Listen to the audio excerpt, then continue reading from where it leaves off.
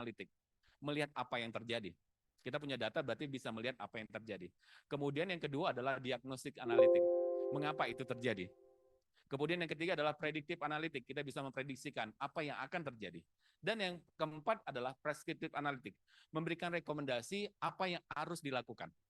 Nah, ini sebenarnya pada dasarnya yang sangat diperlukan oleh masing-masing kementerian. Misalkan nanti Kementerian Kominfo punya big data analitik, bagaimana data-data yang ada ini bisa digunakan untuk melakukan prediksi, untuk melakukan rekomendasi action, apa yang harus dilakukan dalam konteks sektor-sektor yang berbeda. Yang kedua yang paling penting juga pada saat kita bicara data scientist. Data scientist ini bukan hanya sekedar orang yang memiliki kemampuan menggunakan tools, analitik, riset, tapi juga dia harus tahu konteks. Makanya kami di Jakarta Smart City, data scientist itu kita bagi per cluster. Ada cluster transportasi, ada cluster kemiskinan. Kenapa? Karena seorang data scientist itu harus punya kemampuan riset. Dia harus punya kemampuan menginterpretasi data. Karena nggak serta-merta dia punya jago Python, R, Tableau, dia bisa menjadi seorang data scientist.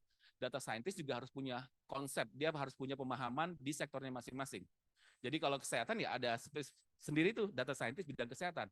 Nanti bagian yang pembangunan beda sendiri dan seterusnya. Dan ini menjadi tantangan besar bagi Kementerian Kominfo bagaimana membangun ekosistem data scientist yang punya mindset di masing-masing bidang yang memang sudah diprioritaskan. Kemudian tadi actionable city atau acting. Nah, ini yang kita sebut sebagai data driven policy. Bagaimana kebijakan atau intervensi itu dilakukan berbasis data. Lanjut. Nah, bagaimana konkretnya implementasinya yang kami lakukan di Jakarta Smart City? Lanjut. Nah, ini ada kami coba terapkan konsep sensing, understanding, dan acting. Jadi sensing ini adalah kita bicara sumber data. Problemnya adalah bagaimana kami mengintegrasikan dari data-data dari masing-masing SKPD. Kami bermula dari bagaimana membangun master data. Jadi data misalkan kesehatan kan ada dinas kesehatan, kadang-kadang di Kementerian Kesehatan. Dinas sosial punya data terkait dengan DTKS dan lain-lainnya dan seterusnya. Nah, bagaimana kita bisa mengintegrasikan data ini supaya kita bisa mengambil kebijakan yang konkret, yang komprehensif dari helicopter view-nya gitu. Nah, dari sini sumber datanya dari perangkat daerah. Jadi kalau sifatnya sumber dari perangkat daerah mulai dari NIK sampai dan seterusnya, kemudian dari eksternal mulai dari sumber laporan warga dan sebagainya. Dari data ini kami lakukan proses data management, yaitu dengan tools master data management. Jadi proses yang kami lakukan adalah tadi, case yang kami masing-masing perangkat daerah itu punya format data yang berbeda-beda. Ada yang sudah mature, ada yang biasa-biasa aja, ada yang datanya juga bingung, saya punya data apa gitu. Artinya dari format-format yang berbeda, mulai dari DB-Link, kemudian CSV, Excel, sampai yang kadang-kadang datanya format kerja yang nggak bisa diproses, yang itu harus minimal dalam bentuk Excel. Jadi yang bisa kami terima itu minimal tadi DB-Link, CSV, Excel, itu bisa. Nah dari format yang berbeda itu kami melakukan ETL, proses. Ini tadi proses analitiknya, proses integrasi dan sebagainya, dengan melakukan master data. Jadi prosesnya ini terintegrasi semua data di sini. Kemudian setelah datanya itu sudah selesai, baru masuk ke data warehouse. Dari data warehouse ini baru nanti menghasilkan data-data mark sesuai dengan klasternya, misalkan kesehatan, pendidikan, dan seterusnya. Baru dari data ini kembali ke OPD yang lain untuk berbagai keperluan. Misalkan dalam hal pembangunan aplikasi, pembangunan dashboard, atau bahkan kaitannya dengan data analitik. Misalkan kita bisa melihat kira-kira terjadi penyimpangan nggak dalam misalkan distribusi bantuan sosial. Misalkan ternyata kok dia dapat bantuan sosial padahal mobilnya misalkan 5 gitu. Itu bisa terlihat. Jadi dengan kalau kita mengintegrasikan data dari berbagai sumber gitu. Jadi ini konsepnya dari sensing, understanding, ini kita lakukan. Mulai dari pembangunan juga basisnya adalah master data management. Sehingga kita bisa melakukan personalisasi di Jaki khususnya untuk warga KTP DKI. Jadi kalau di Jaki itu ada 3 level login. Level 1 itu tanpa login, jadi Bapak Ibu pada saat download itu bisa menggunakan layanan yang ada di Jaki. Kemudian level 2 Bapak Ibu harus login dengan alamat email. Apabila Bapak Ibu menggunakan fitur misalkan fitur laporan. Level 3 itu sifatnya hanya untuk warga KTP DKI Jakarta. Jadi level 1 2 itu bisa digunakan warga non KTP DKI, sedangkan level yang 3 itu hanya untuk DKI karena kami hanya punya warga DKI saja gitu. Jadi seperti itu alasannya. Lanjut. Waktunya tinggal berapa lagi, Mas?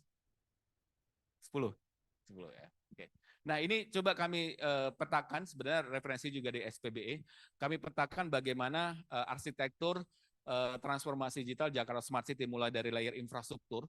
Jadi baik itu menggunakan cloud maupun on-premise. Kemudian level 2 adalah data. Ini menjadi hal yang sangat krusial gitu. Artinya dari data ini bagaimana data internal eksternal ini bisa diintegrasikan.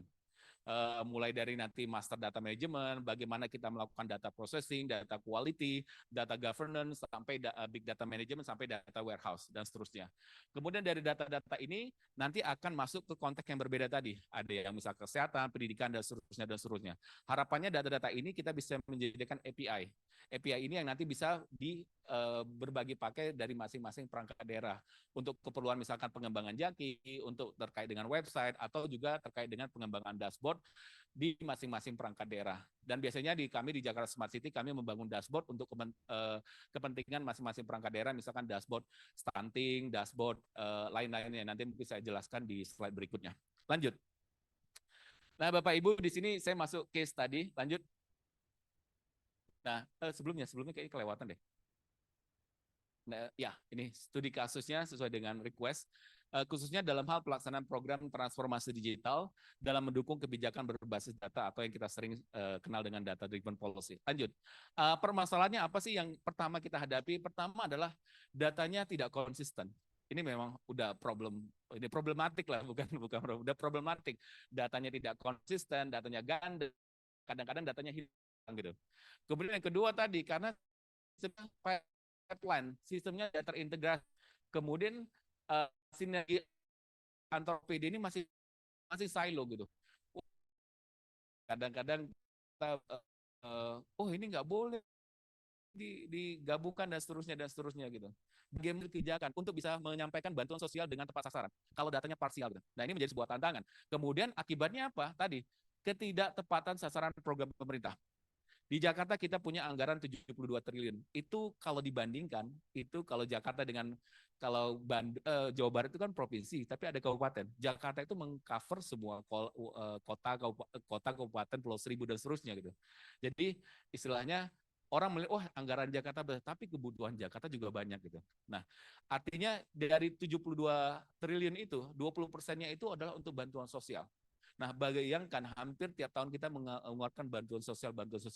Nah, kalau kita tidak punya data yang akurat, pasti kita akan kebocoran gitu. Artinya tidak bisa mendeliver, mendistribusikan bantuan sosial tepat sasaran.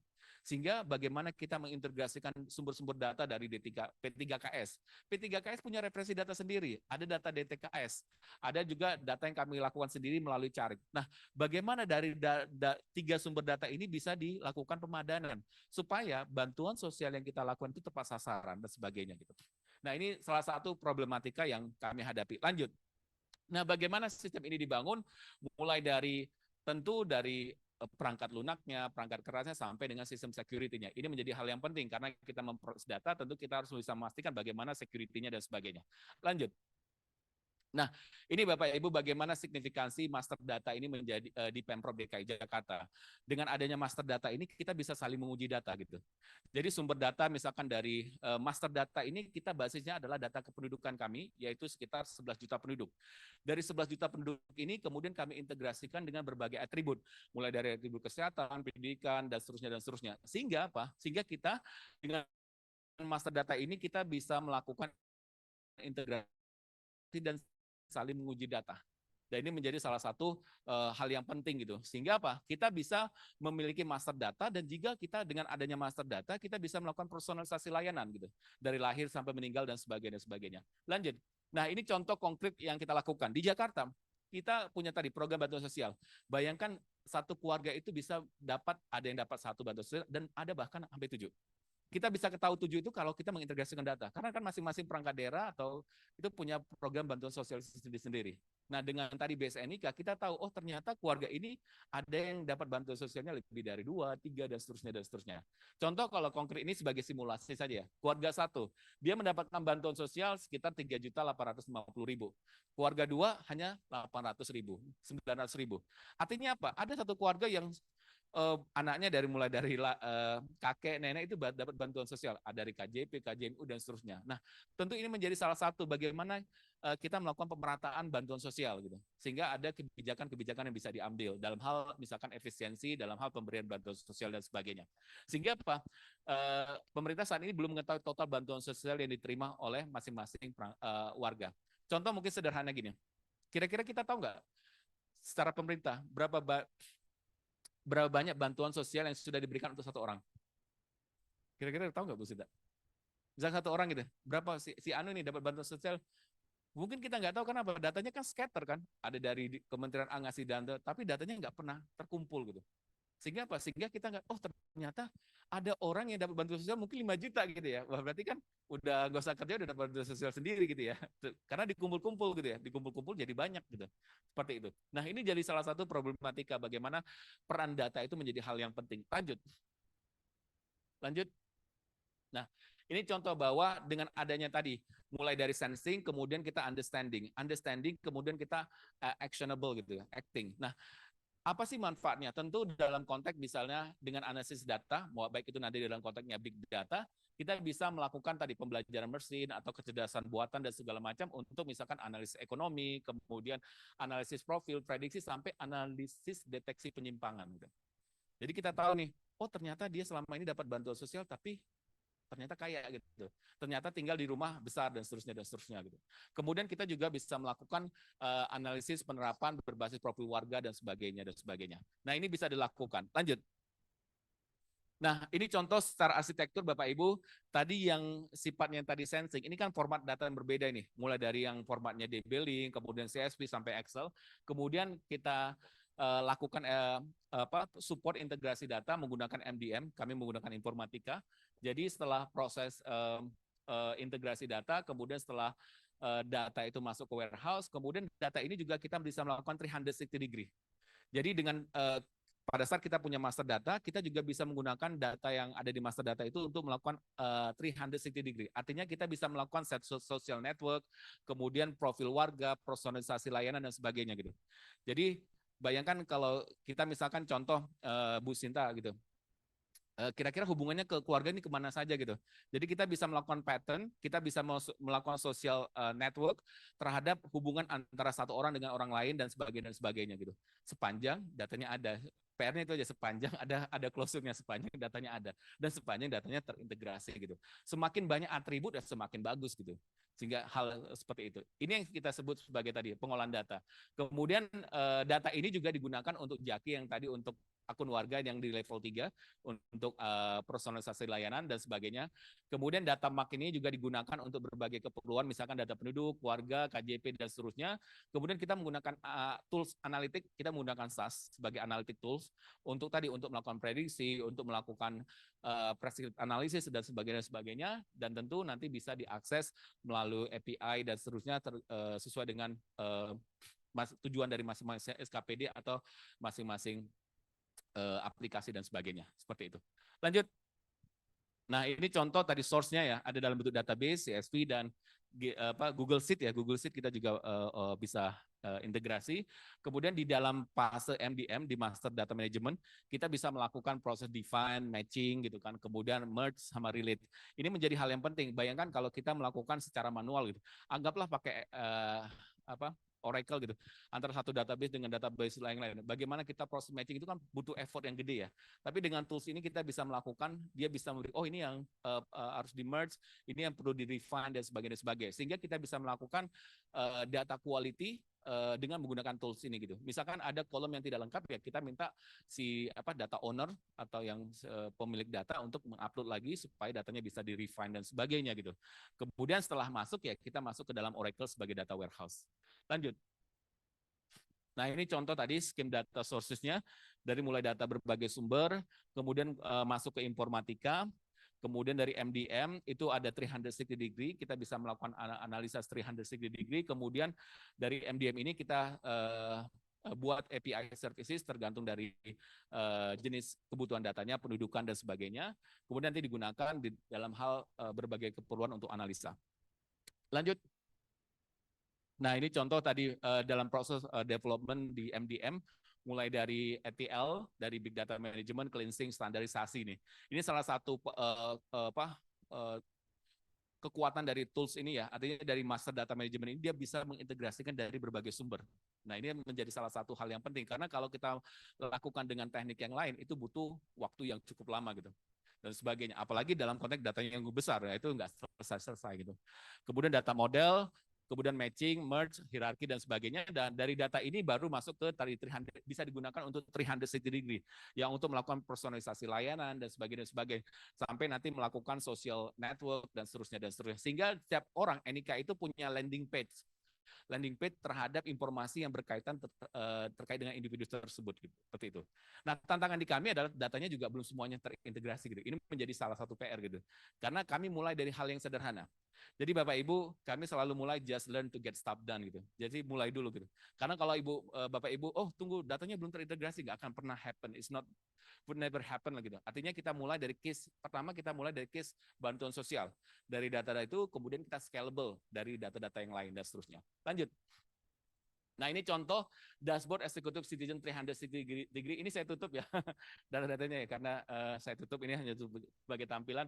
Nah, misalkan saya ketik misalkan nama Mbak Sinta gitu ya, itu akan muncul tuh data-data yang terkait dengan Mbak Sinta sampai juga dengan social network-nya. Ini keterhubungan dengan A dan seterusnya dan seterusnya. Tools ini akan powerful kalau datanya juga lengkap gitu.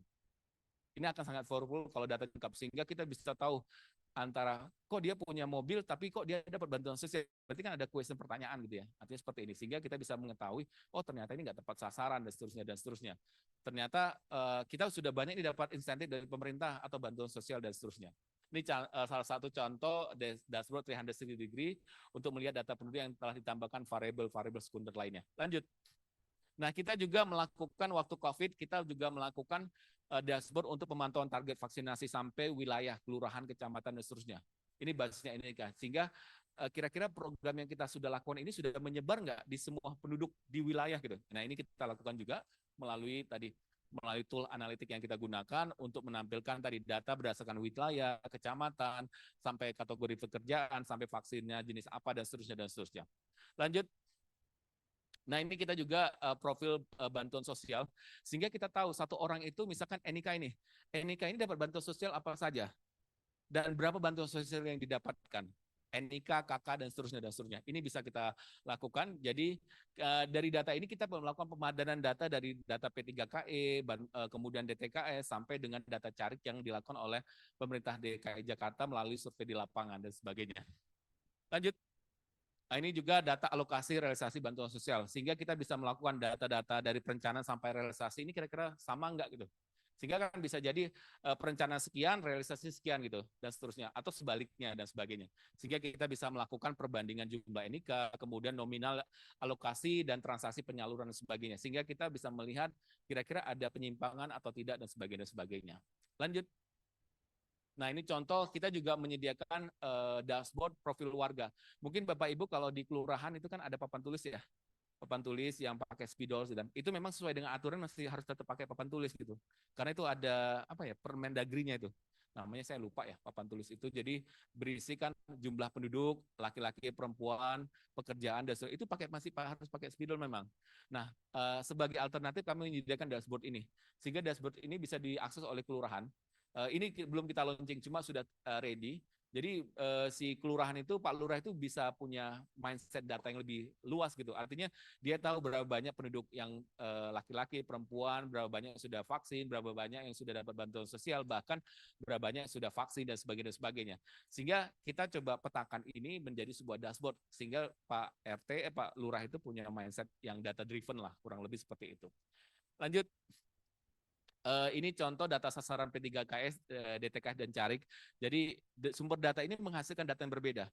P3K itu ada 7 juta orang yang harus dapat bantuan sosial, DTKS 5 juta, Carik ada 7 juta. Bayangkan berarti ada sumber data yang berbeda. Nah, bagaimana kita melakukan pemadanan dari sumber data yang berbeda ini? Nah, itu kita lakukan sehingga kita punya sasaran yang memang prioritas sekitar 4 juta yang harus kita lakukan, harus mendapatkan prioritas utama dalam hal pemberian bantuan sosial dan sebagainya. Lanjut. Nah, ini contoh dashboard perbandingan Carik P3KE. Ini tadi lanjut saja. Lanjut. Nah, ini perbandingan alokasi bansos APBD dan APBN dan sebagainya. Lanjut. Ini juga analisis efektivitas program bansos dan seterusnya. Lanjut. Ini kita juga fokus stunting dan kemiskinan menjadi salah satu fokus prioritas kinerja dari Pemprov DKI Jakarta. Kami juga menyediakan dashboard stunting dan seterusnya. Lanjut. Ini atas stunting, lanjut saja. Nah, ini juga di dalam proses itu juga kita melakukan publikasi ya. Jadi segala aktivitas yang kita lakukan itu kita coba publish dengan skema data science training. Kami mengundang anak-anak fresh graduate untuk datang ke Jakarta Smart City untuk magang 3 bulan. Biasanya yang daftar itu 300 orang, tapi yang diterima hanya 8 orang gitu. Karena memang keterbatasan tim kami. Di sini kemarin mungkin ada Juan dan tim yang sudah hadir di sini ya. Jadi kita punya data science trainee untuk melatih anak-anak tersebut untuk punya mindset data science trainee, data scientist. Dan ini hasil olahannya mereka juga dipublikasikan di International Conference, IEEE Conference, dan ini publikasi-publikasinya. Dan Bapak Ibu kalau ke Jakarta Smart City atau Future City Hub bisa melihat poster-poster ini atau juga di website smartcity.jakarta.go.id. Lanjut. Ini beberapa kita menggunakan tadi understanding citizen report dengan sentiment analysis dan sebagainya. Kemudian bagaimana menggunakan chatbot bahasa Indonesia dan seterusnya dan seterusnya. Lanjut. Nah ini kebetulan saya juga buat buku ya, bisa dilihat juga. Kebetulan ini merupakan sebuah perjalanan kami bersama Ibu Atika Nurrahmaria, Kepala Bapeda yang sebelumnya Kepala Dinas Kominfotik. Di sini juga kami membahas bagaimana smart city, transformasi digital, bagaimana case-case yang kami lakukan, sampai yang paling penting adalah tadi pembangunan talenta digital. Karena ini menjadi salah satu core penting dalam hal tadi, pada saat kita bicara big data analytic, tanpa adanya SDM ya juga percuma gitu. Karena ini menjadi salah satu core yang paling penting ya. Artinya teman-teman ini harus dibekali dengan use case, dibekali dengan pemahaman-pemahaman dan konteks yang sesuai dan seterusnya. Lanjut. Nah, terakhir ini mungkin pesan dari Profesor Otto Summer, bagaimana kita shifting dari ekosistem menjadi sebuah ekosistem gitu. Harapannya dengan inisiatif yang dilakukan oleh teman-teman Kominfo dengan big data, dengan pusat data, ini menjadikan sebuah bagian dari bagaimana kita bertransformasi dari ekosistem menjadi sebuah ekosistem. Karena pada dasarnya transformasi digital itu adalah merubah pipeline-pipeline yang tadi kementerian-kementerian punya jalur-jalur sendiri, sehingga punya sebuah platform besar yang nanti diolah oleh Kementerian Kominfo. Ini bukan sponsor, tapi menurut saya harapan kita semua Kominfo ini bisa menjadi tulang punggung dalam rangka transformasi digital di Indonesia. Terakhir, sudah ya, sukses Jakarta untuk Indonesia. Terima kasih. Assalamualaikum warahmatullahi wabarakatuh. Baik, berikan aplaus Bapak Ibu untuk narasumber pertama kita, Bapak Yudis. Terima kasih, banyak sekali informasi yang kita dapatkan terkait transformasi digital DKI Jakarta, kemudian penjelasan teknologi implementasi dalam Big Data, yang di dalamnya tidak hanya teknologi dan data saja, tapi membutuhkan data scientist juga atau masyarakat digital. Baik, terima kasih Pak Yudis. Mungkin nanti ada tim atau dari tim Pak Yudis yang standby untuk sesi diskusi pertanyaan di akhir. Selanjutnya kita dengarkan narasumber kedua, yaitu dari Bapak Agung Indrajit selaku Kepala Pusat Data Informasi Perencanaan Pembangunan Kementerian PPN Bappenas. Kepada Bapak Agung, waktu dan tempat dipersilakan. Assalamualaikum warahmatullahi wabarakatuh. Selamat pagi, Om Swastiastu Namo Buddhaya. Senang melihat lagi teman-teman terkait data ya. Sekarang big data. Saya senang sekali nih ada acara ini karena inilah yang sebetulnya diinginkan oleh kita semua. Kita seolah-olah selama ini berlomba-lomba mengumpulkan data, saling sikut kiri, sikut kanan. Pokoknya saya pengen ngumpulin data ini, tapi lupa memanfaatkan datanya. Jadi ini sangat mendukung sekali Bappenas dan juga sekitar satu data dalam rangka pemanfaatan data. Tapi saya lanjut saja ya, Bappenas diminta untuk paparan bagaimana sih analitika data di Bappenas. Nah, kami punya passion ya, dan memang dari sejarah awal berdirinya Bappenas, pasti kebijakan itu berawal dari data. Dan akhirnya menjadi kebijakan, dan kebijakan itu dibandingkan dengan data lagi, tapi data persepsi masyarakat. Nah, kita saat ini sedang mempersiapkan Indonesia Emas 2045. Ada transformasi yang kita tetapkan di RUU RPJP yang mudah-mudahan awal tahun depan sudah rasakan. Dan ini menjadi game changer lah ya buat kami. Untuk transformasi digital di industrinya ada di transformasi ekonomi. Sedangkan untuk transformasi digital pemerintahan ada di supremasi hukum dan stabilitas dan kepemimpinan Indonesia. Jadi industri dan pemerintahan itu di jalur yang berbeda. Seperti transformasi digital, gitu ya, transformasi ini juga berpindah ya, ditandai oleh perubahan proses bisnis. Kalau bahasa religiusnya, transformasi itu adalah hijrah, kan? hijrah ke digital tuh. Jadi benar-benar proses bisnisnya itu berubah. Lanjut, next. Nah, kami di Bappenas sesuai dengan arahan RK1 SPBE untuk analitika data, kita mengoptimalkan domain-domain yang ada di SPBE. Sini ada koordinator bidang TIK, Pak Roni, ya di domain TIK ya. Kemudian ada domain data dan juga domain proses bisnis untuk mempelajari proses bisnis yang dianalisis.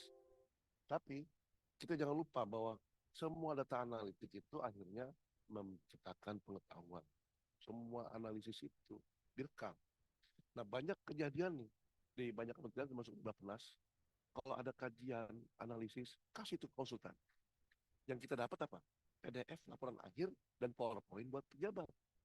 Padahal bukan ini yang diminta.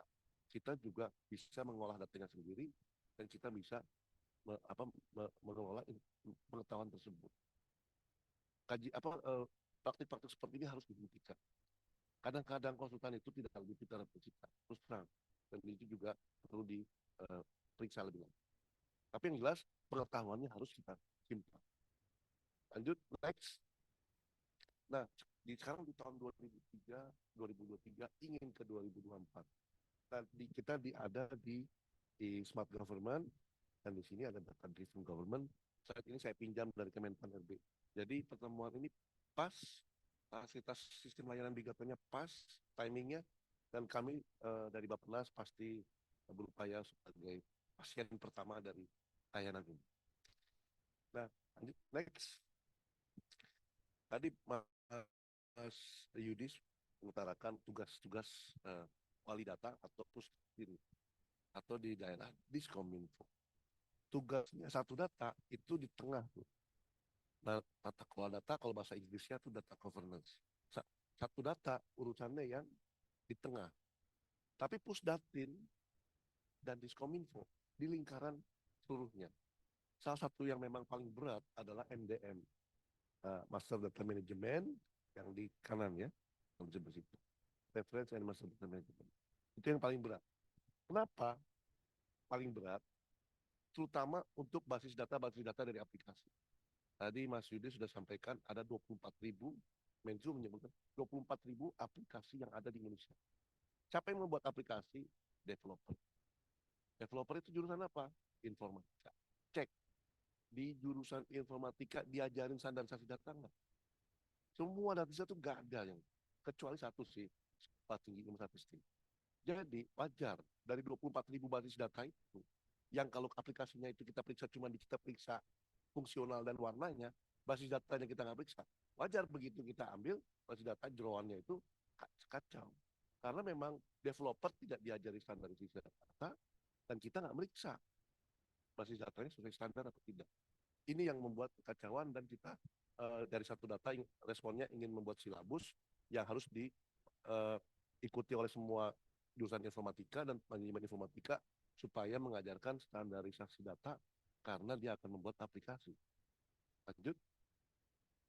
Nah, sebagai Kapus Datin tadi tugasnya ya. Tapi saya juga sebagai sekretariat satu data.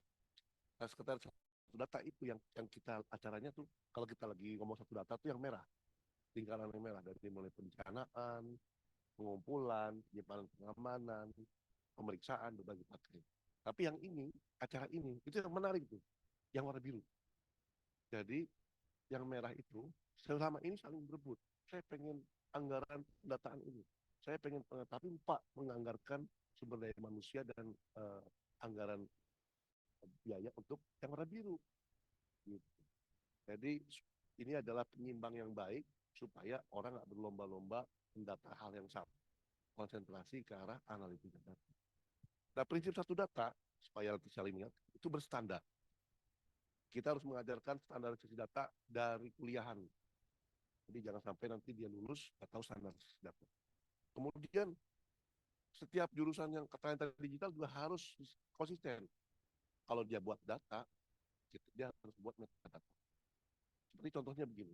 Kalau misalnya eh, Mas Arief yang dari PU nih, nah, itu dia melamar pekerjaan ke Bappenas, kalau dia nggak kasih CV, gimana saya pengen tahu gitu.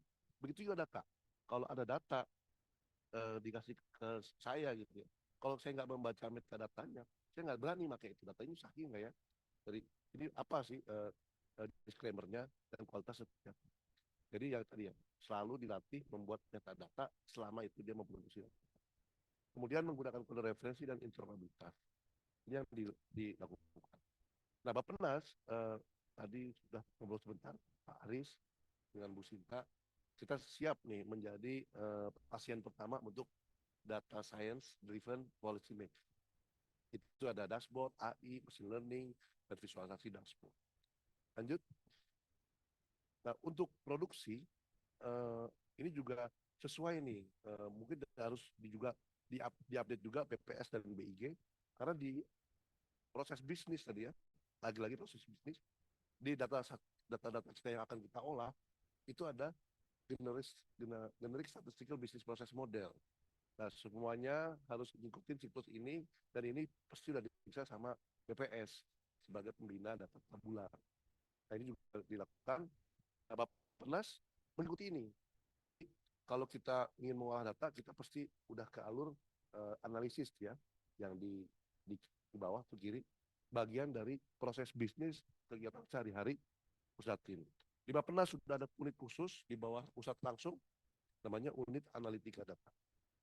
Isinya ada PNS, ada PNPM, dan ada juga mahasiswa magang.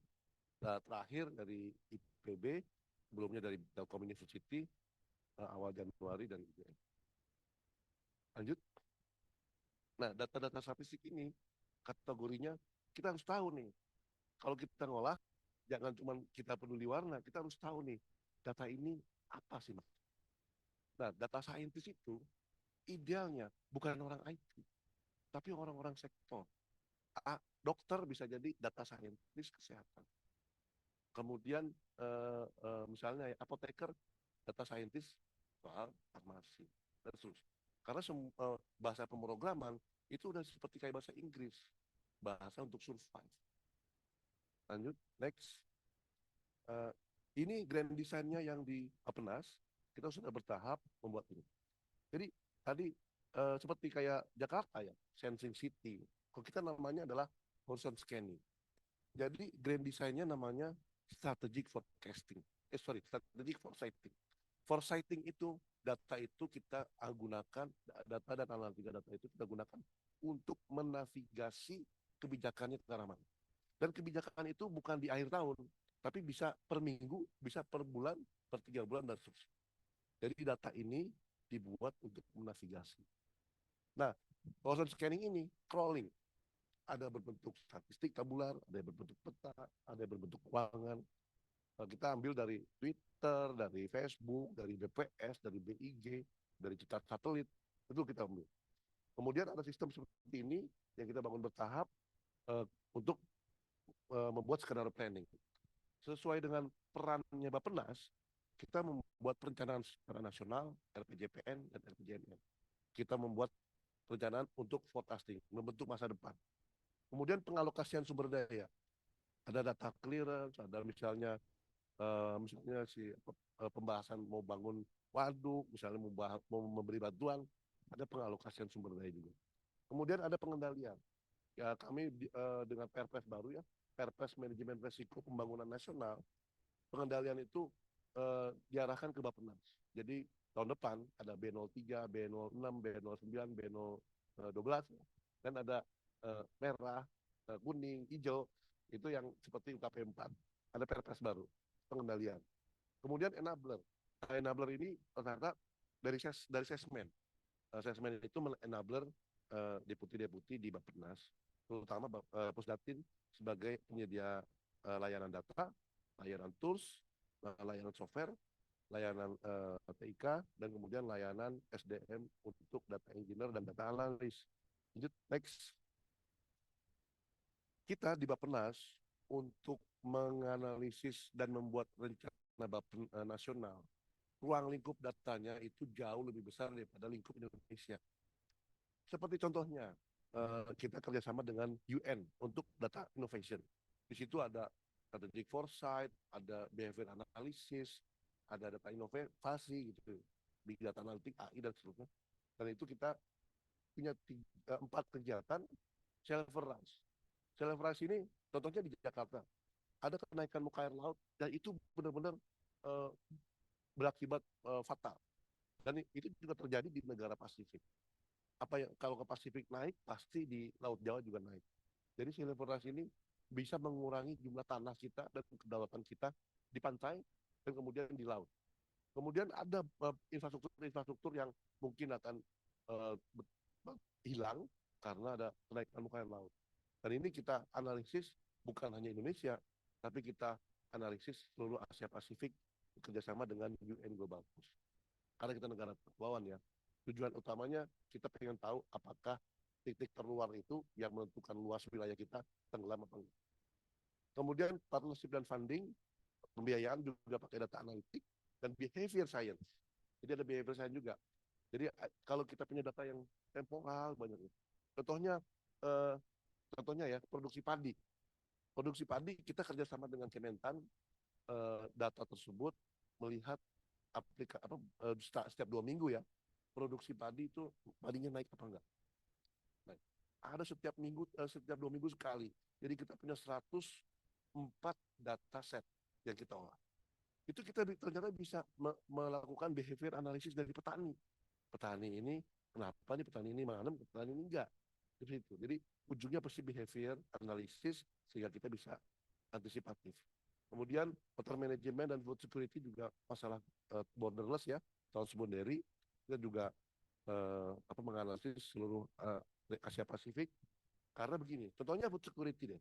Kenapa kita food security itu kita olah juga data Asia Pasifik? Kalau kita kekurangan beras, ya produksinya beras, kita ngimpor kan. Berarti kita harus tahu tuh harga beras di Vietnam berapa, naik turunnya kapan. Jadi kita ngimpor pada saat harganya rendah. Atau misalnya di Malaysia ada wabah hama baru, kita juga analisis seperti itu. Jadi untuk merencanakan Indonesia pasti membutuhkan data lebih dari Indonesia. Mungkin Jakarta seperti itu. Untuk merencanakan Jakarta pasti membutuhkan lebih luas dari wilayah Jakarta. Lanjut, next.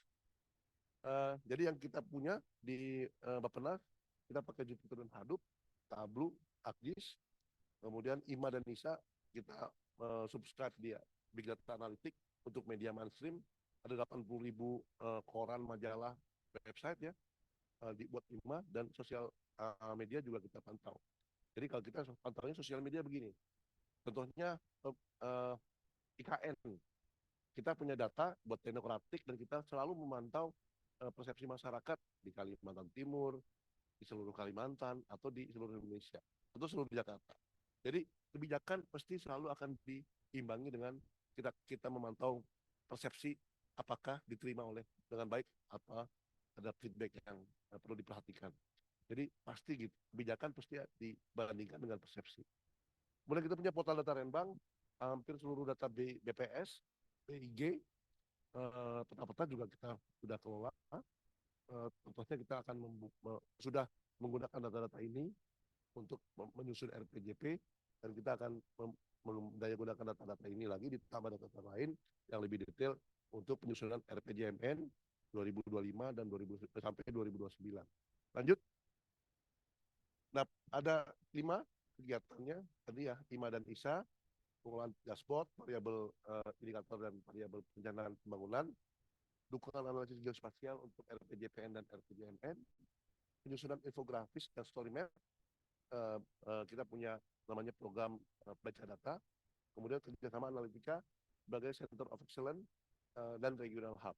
Kita punya seperti itu. Jadi ada pertukaran juga. Jadi kita nggak cuma nyediain software, nyediain data, tapi yang penting kita lengkap dengan SDM, ahli-ahli dari nasional dan ahli-ahli dari dunia. Next, ini contohnya media monitoring untuk major project.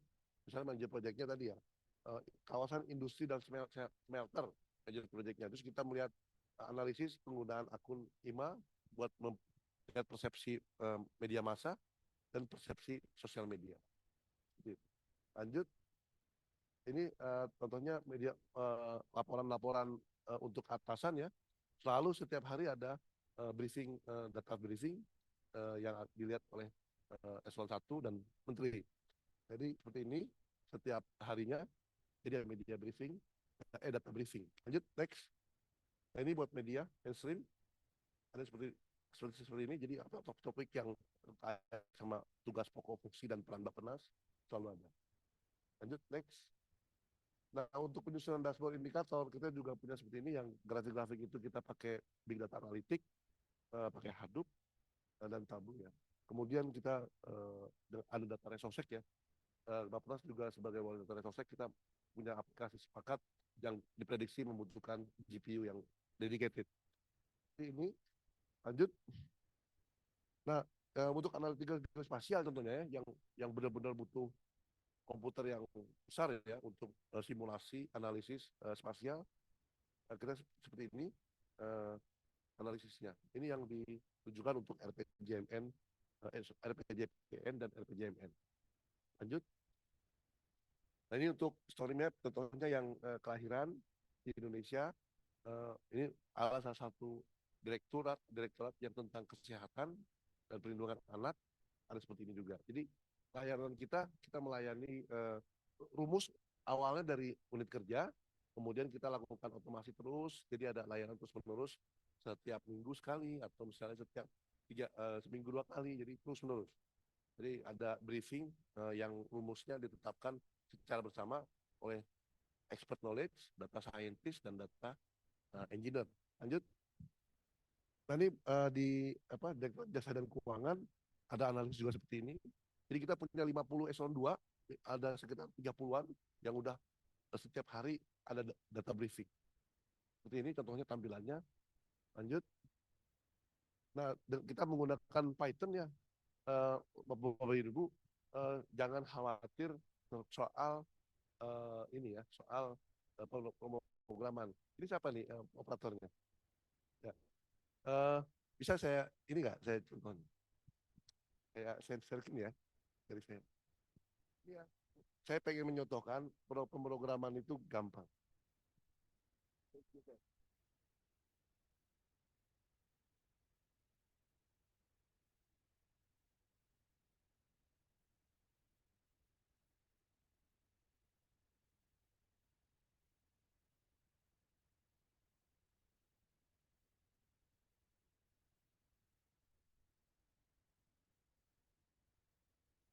Programming zaman sekarang kayak gini. Buatkan script Python untuk analisis stunting.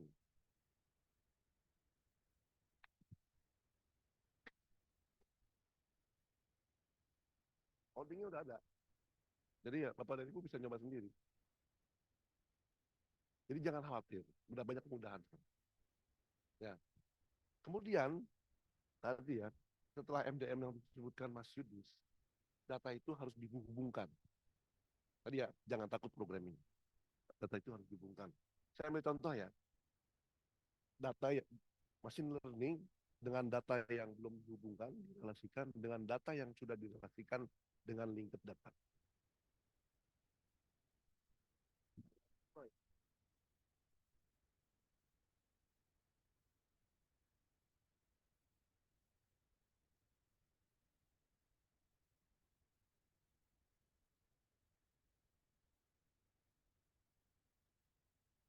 Nggak tahu dia.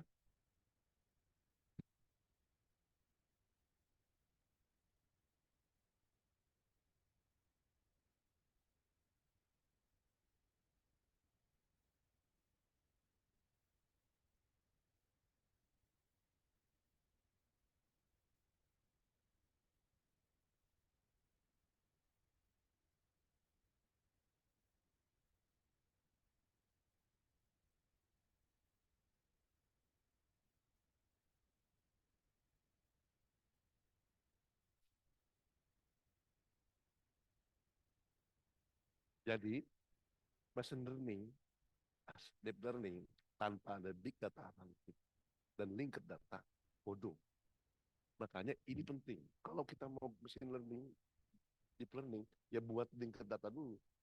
Ya buat kita kegiatan ini lah. Coba kita ngomong fancy apa machine learning, kalau training setnya cuma 1000. Pengalaman saya, training centernya machine learning itu mesti skala puluhan ribu. Nah, kalau kita asal aja masukin training setnya, kita ngajarin yang salah, jadi bodoh gitu ya. Jadi seperti itu. Jadi jangan takut programming dan data itu harus direlasikan. Uh, itu mungkin bisa lagi PowerPoint paparan.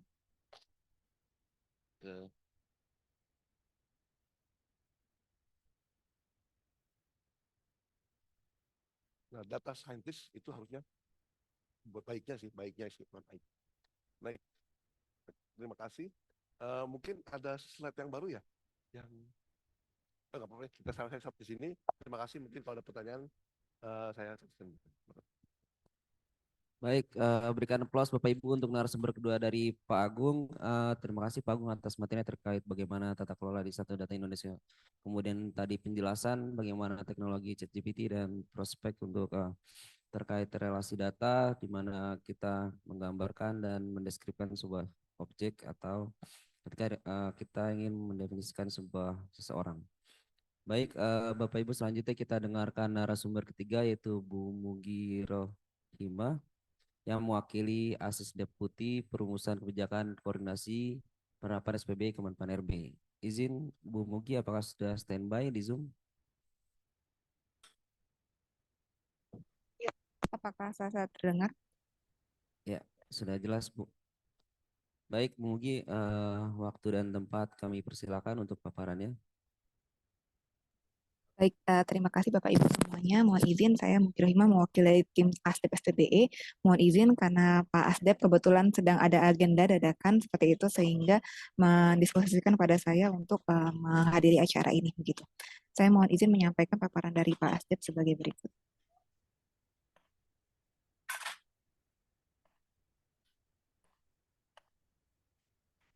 Jadi ini berkaitan erat dengan transformasi digital pemerintahan Indonesia untuk reformasi birokrasi berdampak dan terpadu ya Bapak Ibu semuanya.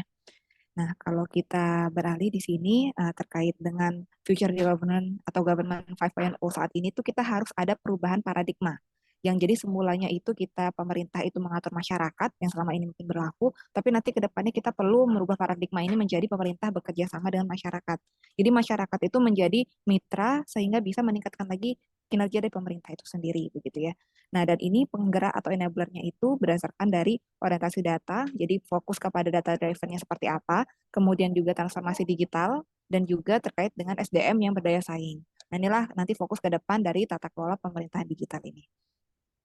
Nah, sesuai dengan arahan Bapak Presiden Joko Widodo tentang reformasi birokrasi, kita bisa fokus kepada 3 hal ini.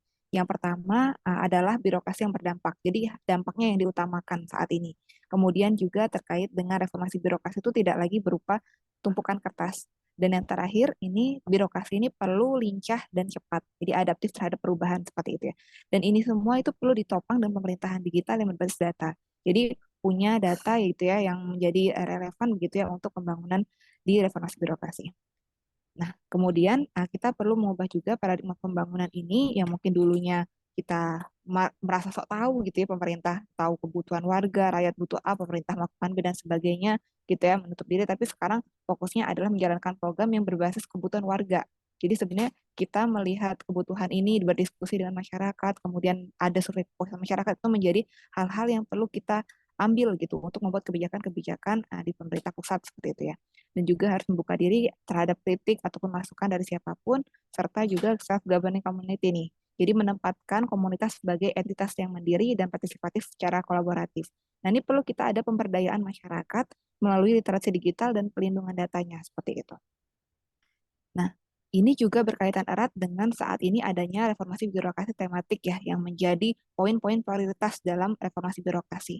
Pertama, itu harus berdampak erat pada RB pembangunan kemiskinan, penanggulangan kemiskinan, kemudian juga terkait dengan peningkatan investasi, lalu juga terkait dengan RB percepatan prioritas aktual presiden. Dan juga tidak terlepas lagi dari RB digitalisasi administrasi pemerintahan. Nah, inilah yang akan ditopang oleh arsitektur SBE. Jadi harapan nanti arsitektur SBE ini difokuskan untuk menopang reformasi birokrasi tematik ini, gitu. Jadi supaya lebih nyata dampaknya seperti itu. Nah, kemudian saat ini tuh kondisi yang saat ini ada itu adalah duplikasi pada setiap domain sektor SBE-nya. Baik misalnya dalam segi layanan gitu ya, saat ini posisinya sudah banyak sekali instansi pusat pemerintah daerah sekitar lebih dari 600 gitu ya. Jumlah domainnya sendiri ada 3 ribuan segitu. Kemudian juga proses bisnisnya ini ada beberapa proses bisnis yang serupa nih pada unit sekretariat, tapi ada juga urusan pemerintahan yang kongruen pada pemerintah daerah gitu ya, yang merupakan turunan dari proses bisnis di pemerintah pusat. Lalu juga terkait dengan aplikasi ini ada sekitar 27.000 gitu ya. Kemudian ada juga di pusat sendiri itu sekitar 6 ribuan gitu ya. Kemudian juga terkait dengan data dan informasi itu punya karakteristik masing-masing. Itu untuk data centernya juga sekitar 2.700-an seperti itu di KLD. Tapi ini punya komponen-komponen yang sifatnya tuh serupa gitu. Kecenderungan pengelolaannya ini tidak optimal dengan adanya underutilized, kemudian tidak tepat pemanfaatan dan sebagainya. Lalu berikutnya terkait dengan keamanan SDBE. Jadi di sini setiap aplikasi, perangkat server, storage, perangkat jaringan ini menjadi potensi dari celah keamanan informasi begitu ya. Nah, ada banyak sekali anomali trafik tahun 2022 gitu ya. Kurang lebih sekitar 900-an juta gitu ya. Nah, inilah perlu kita antisipasi gitu ya. Jangan sampai ini menjadi isu yang terjadi di pemerintah. Jadi sehingga ada trust isu nih dari masyarakat kepada pemerintah seperti itu. Kemudian berikutnya, nah kita ilustrasi kalau tanpa arsitektur dan dengan arsitektur. Jadi kalau kita tanpa arsitektur ini, kita bisa jadi nanti ada yang tidak standar gitu ya, silo-silo, duplikasi. Nah, hadapannya dengan arsitektur SBE ini, nanti kita bisa terintegrasi begitu ya, lebih bisa public centric service gitu ya, layanannya berfokus pada masyarakat. Kemudian juga terkait dengan efisiensi pada pemerintahan seperti itu ya. Nah, Bapak Ibu semuanya, saat ini sudah diterbitkan Perpres 132 tahun 2022 tentang arsitektur SBE. Nah, inilah yang menjadi komitmen pemerintah untuk mengakselerasi untuk implementasi terkait dengan 6 domain SBE gitu ya, yaitu proses bisnis, data dan informasi, infrastruktur, aplikasi, keamanan gitu ya, yang fokusnya nanti ke layanan seperti itu ya. Nah, kemudian juga Bapak Ibu semuanya perlu kami informasikan bahwasanya pemanfaatan digital ID ini nantinya akan berbasis data kependudukan ini menjadi poin ya untuk transformasi digital pelayanan publik ini. Nah, dan ini juga perlu difokuskan juga dengan penerapan digital public infrastructure atau DPI-nya. Nah, ini adalah tren dunia nih ya terkait dengan sektor layanan digital. Jadi ini akan menjadi basis pembangunan pemerintahan digital di dunia itu. Dan ini bahkan sudah ada piagam PBB-nya dan jadi referensi untuk pemerintahan digital. Nah, jadi dari segi arsitektur SBE-nya gitu ya, ini menjadi inisiatif strategis di tahun 2024 ini dibuatlah gitu ya, ini gambaran besar gitu ya, diperbesarnya seperti itu ya. Jadi ada beberapa layanan-layanan termasuk G2C, G2B, G2G, G2E gitu ya, yang kemudian juga didukung oleh layanan data SDI, dan ini perlu ada komponen umum aplikasi dan juga digital ID-nya. Nah, inilah menjadi identitas utama dalam pelayanan publik seperti itu. Nah, ini juga tidak terlepas juga dengan adanya portal pelayanan publik dan portal layanan administrasi pemerintahan. Jadi ini dua portal yang berbeda nih. Kalau layanan publik mungkin nanti diakses oleh publik, masyarakat secara umum. Untuk layanan administrasi pemerintahan ini bisa diakses oleh ASN seperti itu. Lalu juga ini perlu didukung juga dengan pusat data nasionalnya, jaringan inter pemerintah, nasional CISET, dan sebagainya. Nah, tak terlepas juga arsitektur SBE ini nanti perlu juga didukung oleh digital public infrastructure, mulai dari payment-nya seperti apa gitu kan ya, digital ID-nya seperti apa, kemudian juga terkait dengan interoperabilitas datanya seperti apa. Nah, hal-hal ini yang mungkin akan kedepannya diatur gitu ya, ini juga sedang kami siapkan terkait dengan proses transformasi digitalnya seperti itu. Nah, Bapak Ibu semuanya, nah, terkait dengan keterkaitan ya antara SBBI dan SDI ini dalam transformasi digital. Jadi kalau kita lihat di sini adalah ruang lingkup dari SBBE yang mana di dalamnya itu adalah tata kelola, sedangkan di luarnya itu adalah manajemen SBBE begitu ya. Nah, keterkaitan dari SBBE dan SDI sendiri terutama sinergi dalam hal arsitektur data, terutama di arsitektur SBE-nya seperti itu ya. Kemudian terkait dengan pedoman manajemen data dan juga terkait dengan big data pemerintah. Nah, ini kalau di SDI-nya sendiri itu berkaitan dengan prinsip satu data Indonesia, terkait juga dengan penyelenggaraan satu data Indonesia, dan terkait dengan di tingkat pusat ataupun di daerah, baik perencanaan, pengumpulan, pemeriksaan, maupun penyebarluasan data. Nah, inilah bentuk sinergi yang harus diperkuat nih antara SCBE dengan SDI supaya dalam pelaksanaan kebijakannya bisa lebih selaras dan mudah untuk diimplementasikan seperti itu. Nah, kemudian Bapak Ibu semuanya, ini adalah keterkaitan antar domain dalam kerangka arsitektur SCBE dan relasinya juga dengan pelaksanaan audit SCBE. Jadi kalau kita perhatikan, ini adalah domain di arsitektur SCBE yang mana arsitektur SCBE itu terdiri dari domain-domainnya gitu ya, substansinya seperti apa, lalu juga ada yang namanya referensinya atau pengkategoriannya itu seperti apa gitu ya. Ini untuk masing-masing domain ada seperti itu ya. Walaupun memang ditetapkan juga secara nasional untuk level 1 dan 2, tapi level 3 dan 4 itu dibuat sendiri oleh instansi pusat dan pemerintah daerah. Kecuali mungkin untuk domain keamanan gitu ya, dan domain infrastruktur yang mana ini sudah ada begitu ya, nanti tinggal mengkategorikan saja. Jadi tidak perlu membuat turunan dalam level 3 dan 4-nya gitu ya di tingkat instansi pusat dan pemerintah daerah. Nah, ini gitu ya kalau kita perhatikan di antara domain-domain ini, domain yang paling banyak keterkaitannya dengan domain lainnya itu adalah di domain data dan informasi. Nah, inilah menjadi poin gitu ya. Poin penting yang punya relasi erat dengan semua domain di arsitektur SCBE.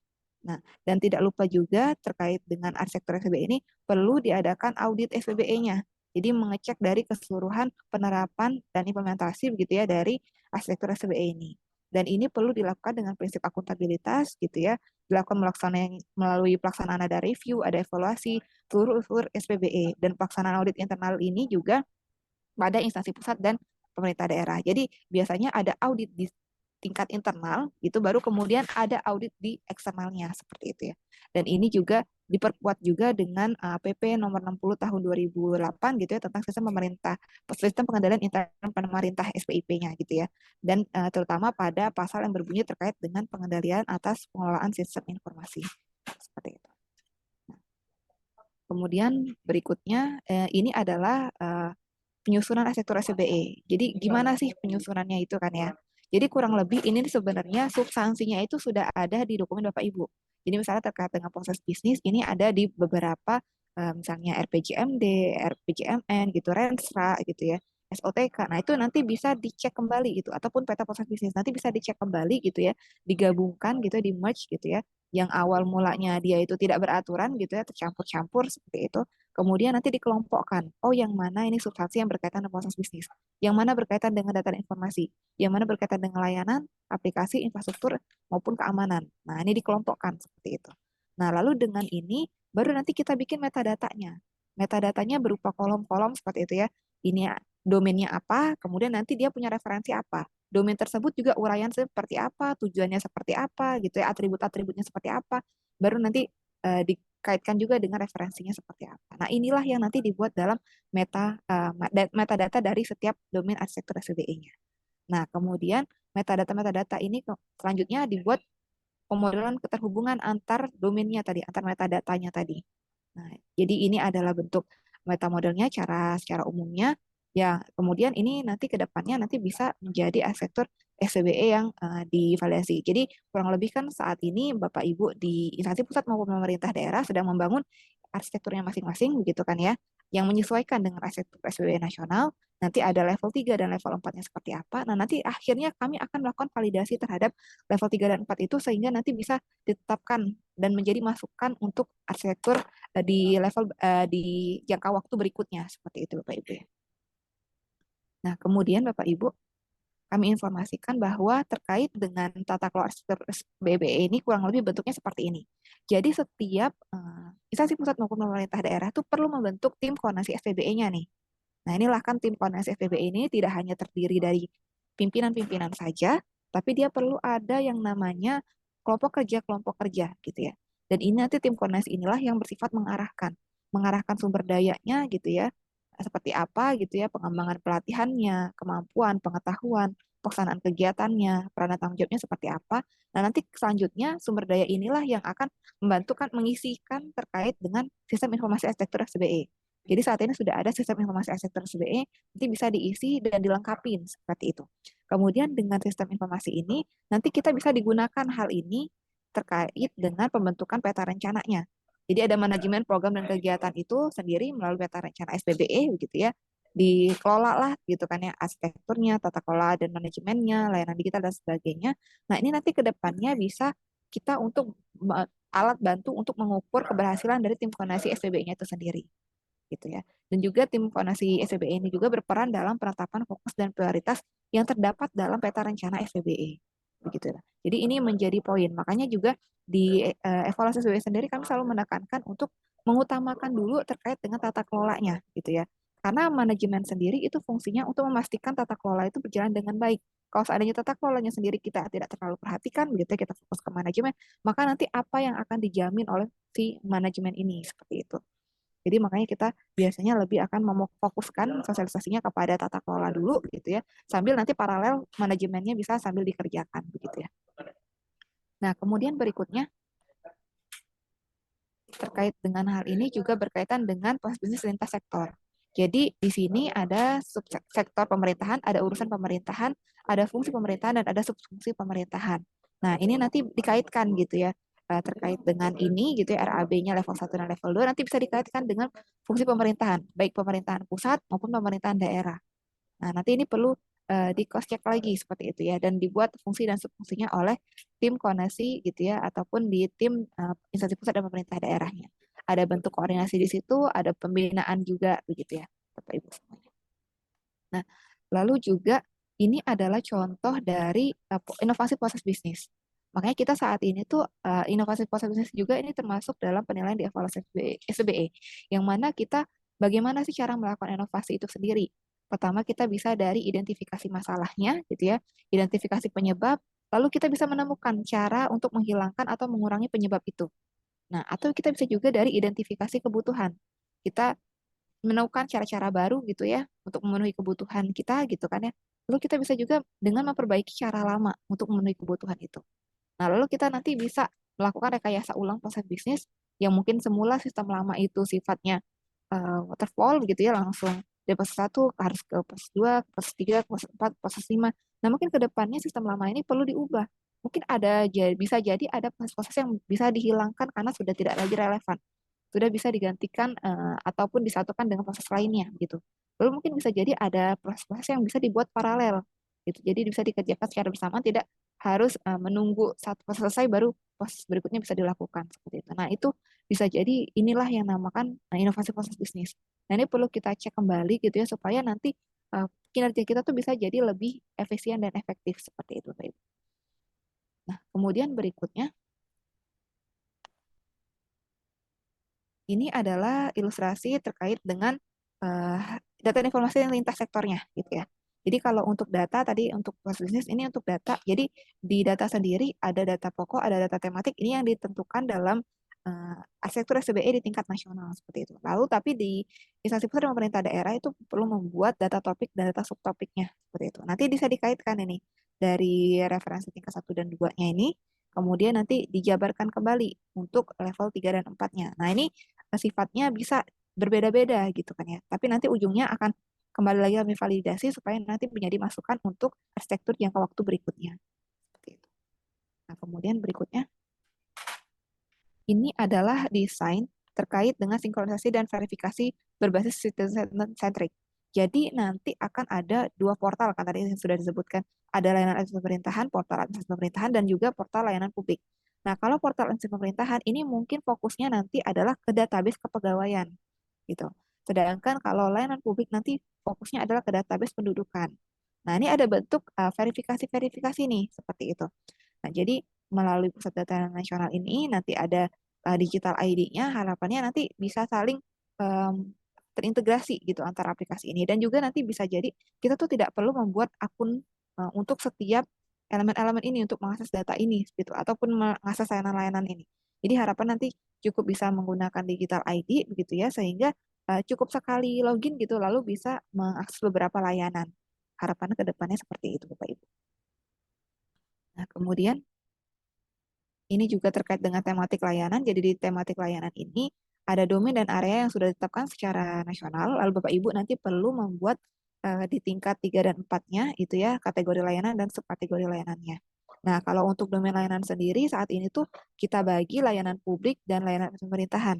Layanan publik nanti fokusnya kepada layanan kepada masyarakat ataupun ke pelaku bisnis, sedangkan administrasi pemerintahan itu fokusnya kepada pegawai ataupun pemerintah lainnya.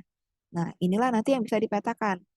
Ada mappingnya seperti itu ya, bagaimana hubungannya di pemerintah pusat dan hubungannya di pemerintah daerah, seperti itu. Nah, kemudian juga ini berkaitan erat dengan arsitektur aplikasi SPBE, yang mana ada aplikasi umum, ada juga aplikasi khusus gitu ya. Nah, kalau aplikasi umum sendiri nanti terbagi, ada layanan publik, ada aplikasi administrasi pemerintahan. Tapi kalau aplikasi khusus ini ada yang namanya aplikasi misi tertentu gitu ya. Misalnya seperti contoh aplikasi terkait dengan COVID dulunya gitu ya. Nah, kemudian juga yang mungkin hanya saat itu saja gitu. Setelah misinya selesai COVID gitu, mungkin sudah beralih, sudah di re-engineering lagi seperti itu, nah aplikasinya dan sebagainya. Nah, kalau aplikasi fungsi tertentu ini mungkin yang hanya ada di instansi-instansi tertentu saja, yang mungkin hanya khusus di tempat itu saja. Sebagai contoh misalnya aplikasi terkait dengan imigrasi yang mungkin hanya ada di Kementerian Kumham. Dan ini juga arsitektur aplikasi ini harus dikaitkan juga berkaitan erat ya dengan arsitektur infrastruktur SBE. Dari platform gitu kan ya terbagi. Jadi ada komputasi awan dan kerangka infrastruktur aplikasi, lalu ada juga sistem integrasi gitu ya dari SPL dan juga jaringan antar pemerintah, dan ada juga namanya fasilitas komputasi. Ada pusat data, pusat komputasi, dan pusat kendali. Nah, Bapak Ibu semuanya terkait dengan hal ini infrastruktur SBE ini, jadi kita itu perlu ada yang namanya ini software as a service, kemudian platform as a service, dan juga infrastructure as a service yang nanti ini akan terintegrasi dalam big data as a service dan juga diawasi gitu ya melalui security as a service ini sendiri. Nah, dan ini silo infrastruktur TIK ini jadi yang semula itu ya di masing-masing seperti itu ya, pengelola infrastruktur TIK pada masing-masing instansi pusat dan pemerintah daerah punya standar pengelolaan layanan TIK data yang sangat beragam begitu ya. Harapan ke depannya nanti arah pengelolaan infrastruktur TIK ini bisa berbagi pakai kepada instansi pusat dan pemerintah daerah. Jadi nanti perlu ada pemanfaatan terkait dengan government cloud-nya. Nah, inilah yang diharapkan kerangka infrastruktur untuk mendukung komputasi awannya sebagai bagian dari pusat data nasional. Baik. Nah, kemudian berikutnya ini terkait dengan aplikasi umum SPBE. Jadi juga ada yang namanya kategori layanan dan subkategori layanan. Ini di domain layanan nanti dikaitkan dengan yang ada di aplikasi. Jadi di layanan sendiri ini kan mengakomodir semuanya. Maksudnya dalam arti layanan elektronik maupun layanan non elektronik itu dimasukkan ke dalam metadata arsitektur layanan SPBE begitu ya. Nah, lalu kemudian nanti dicek kembali apabila layanan tersebut itu elektronik maka nanti akan berkaitan dengan domain aplikasi gitu ya.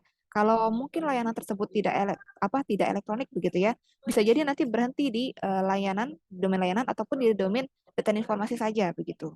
Sedangkan nanti tadi kalau yang ada elektroniknya berarti dia harus berkaitan juga dengan domain aplikasi. Nah, baru nanti dipetakan terkait dengan layanan-layanan yang elektronik itu terhadap domain aplikasinya, baik aplikasi umum ataupun aplikasi khusus, seperti itu Bapak Ibu.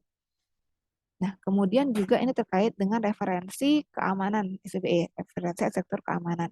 Jadi ada domain dan ada area, yang mana domain ini meliputi standar, ada juga penerapan dan juga kelaikan. Jadi tidak serta-merta ini ngomongin IT semua terkait dengan keamanan ini, tapi juga terkait dengan edukasi dan sebagainya itu juga masuk ke dalam keamanan ini sendiri.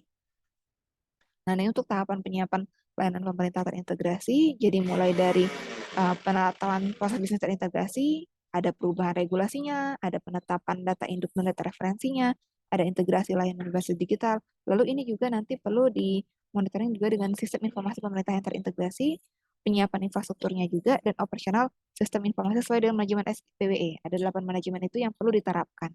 Nah, lalu juga terkait juga dengan tata kelolanya dari tim koordinasi, terkait dengan perencanaan dan penganggaran juga, pengawasan, monitoring, dan evaluasinya juga. Nah, kemudian berikutnya, ini adalah contoh dari penerapan arsitektur SPBE layanan digital SPPTTI. Nah, jadi nanti ada beberapa fokus prioritas yang ada di arsitektur SPBE ini, gitu ya. Misalnya terkait dengan layanan kesehatan terintegrasi, layanan pendidikan terintegrasi, layanan perizinan terintegrasi, layanan sistem penanganan perkara tindak pidana terpadu terintegrasi. Nah, ini salah satunya yang sudah cukup dibuat gitu ya, sudah cukup baik dalam pembuatan arsitektur SPBE-nya. Yang mana arsitektur SPBE ini sudah melibatkan antar instansi, kurang lebih 4 instansi yang terkait di sini, yaitu kepolisian, kejaksaan, Mahkamah Agung, dan Kemenkumham di Ditjenpas gitu ya. Kemudian ini juga sudah fokus pada layanan penyediaan data, pertukaran data, dan layanan informasi eksternal. Nah, ini kan kalau kita lihat tabel ini ya Bapak Ibu ya, ini adalah kerangka dari arsitektur SCBE yang kemudian dikaitkan dengan layanan di lintas sektor gitu ya, lintas instansi seperti itu. Tadi ini berkaitan dengan 4 instansi. Jadi sudah masuk ke sini gitu ya. Proses bisnisnya gitu ya. Polisian berkaitan dengan proses penyidikan, kemudian kejaksaan berkaitan dengan proses penuntutan, MA berkaitan juga dengan proses persidangan dan eksekusi, Kemenkumham berkaitan dengan proses pemasyarakatan gitu. Nah, ini lebih lebih dalam lagi gitu ya untuk proses bisnisnya. Nah, begitu juga dengan layanannya. Jadi ada layanan penyediaan data, pertukaran data, informasi eksternal, dan layanan penanganan perkara tindak pidana terpadu. Ini sudah mulai terintegrasi juga antar instansi ini gitu. Nah, kalau ini itu adalah data dan informasinya, ada kode-kodenya tertentu yang mungkin lebih dipahami begitu oleh instansi-instansi tersebut gitu ya, punya yang punya jelas punya metadata-metadatanya, punya atributnya gitu yang digambarkan secara lebih lengkap dalam aplikasi sistem informasi arsitekturnya. Kemudian juga ada aplikasinya. Jadi sudah mulai diintegrasikan terkait dengan aplikasinya, manajemen penyidikan, case management system, sistem informasi perkara, dan juga sistem database pemasyarakatan. Nah, dan juga ini sudah ada terkait dengan infrastrukturnya melalui pusat pertukaran data. Ternyata ada juga yang menggunakan pusat data di BSSN, ada juga intra-government secure network-nya. Lalu ini untuk domain keamanannya sudah menerapkan terkait dengan standar keamanan, penerapan keamanan, dan kelaikan keamanan. Nah, inilah kurang lebih nanti contoh dari arsitektur SCBE yang bisa dibuat oleh Bapak Ibu semuanya. Baik nanti di dalam, di internal, antar unit kerja, begitu ya, atau bisa jadi nanti ada juga proses bisnis ataupun arsitektur SCBE yang nanti berkaitan dengan instansi lainnya, seperti itu. Nah, nanti kurang lebih bentuknya seperti ini. Nah, inilah nanti yang dibutuhkan juga pusat pertukaran data ini. Jadi data-data dari masing-masing instansi ini bisa saling terintegrasi begitu ya. Jadi ada pusat informasi kriminal nasional juga, ada dashboard statistik kriminalnya juga gitu ya. Ini sesuai dengan amanat pada Undang-Undang tentang Kepolisian Negara Indonesia, kemudian juga terkait dengan Kejaksaan RI juga. Nah, inilah peran penting Kepolisian RI dan Kejaksaan RI sebagai salah satu titik simpul dalam pemanfaatan Puskarda dalam SPTTI. Jadi merelasikan kebutuhan informasi yang saling terkait dalam dashboard kriminalnya seperti itu ya. Lanjut kemudian.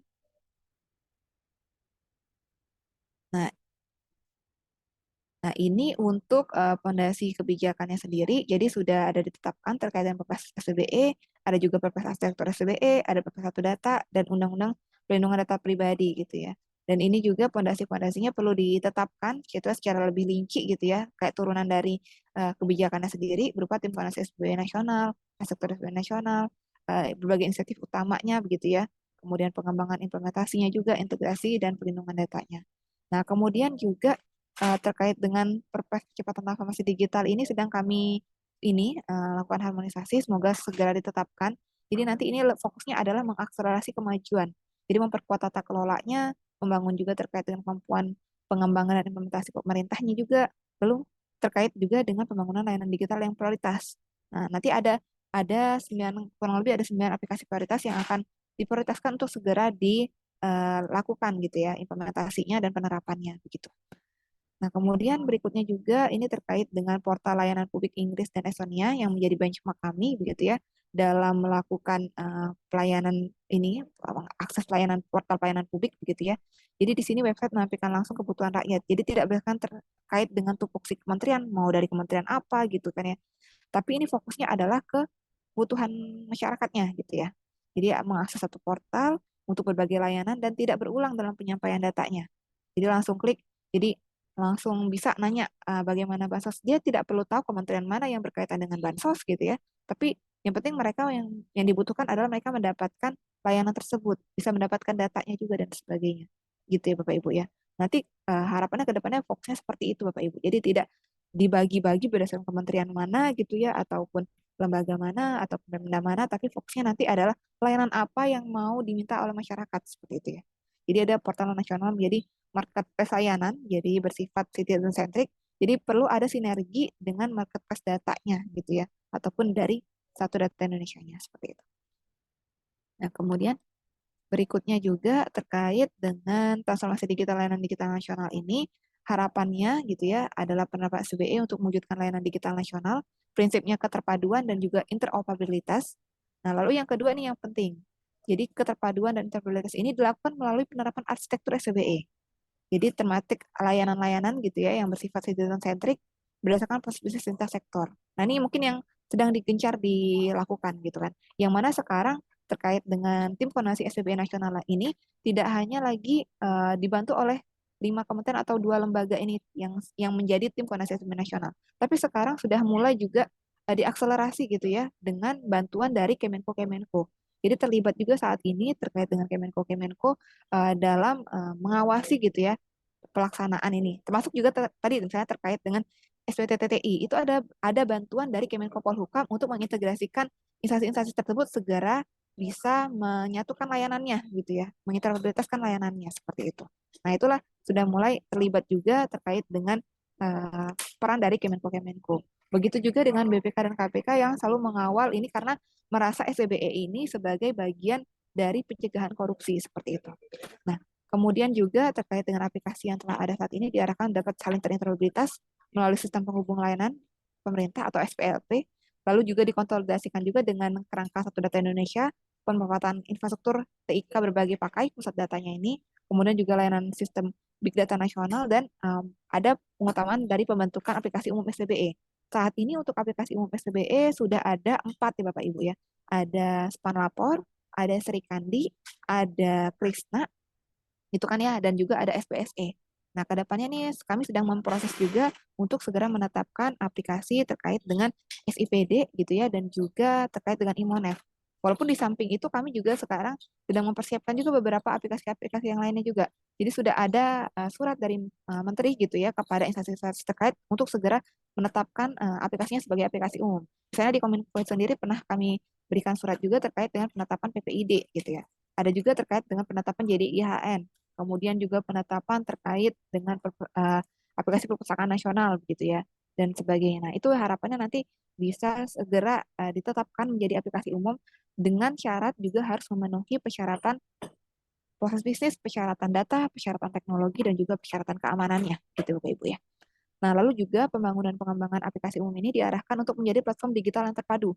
Jadi tidak perlu nanti registrasi di setiap ini ya layanan setiap kementerian lembaga gitu ya. Jadi harapannya nanti cukup satu saja menggunakan SSO, menggunakan digital ID gitu ya. Apalagi sekarang tuh sudah mulai canggih di beberapa mode-mode transportasi juga sudah mulai menggunakan face recognition gitu ya, ataupun mungkin menggunakan fingerprint seperti itu. Nah, itu harapannya nanti teknologi yang bisa dimanfaatkan ke depannya seperti itu untuk layanan-layanan pemerintahan juga seperti itu.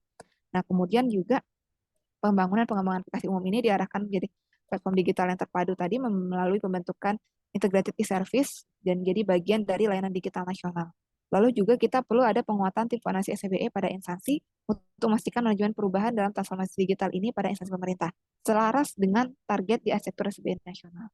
Inilah, jadi harapan nanti ke depan kita bisa mencapai kedaulatan digital Indonesia melalui ekosistem digital nasional untuk mendukung pencapaian Indonesia Maju 2045.